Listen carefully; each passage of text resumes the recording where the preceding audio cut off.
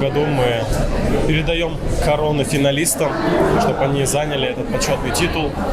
И если это масса, это очень важно в первую очередь для самого волонтера, потому что это очень мощный такой способ для развития тебя как личности в первую очередь.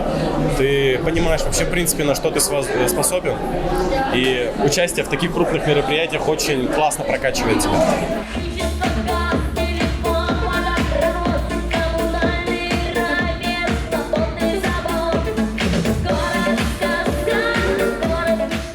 Самое сложное, наверное, было это выступить и защитить свой проект. Я представляю здесь проект городского фестиваля эко-перформансов «Голос планеты». Проект уже на стадии подготовки, совсем скоро, уже в начале апреля, мы будем запускать его и продвигать в нашем городе.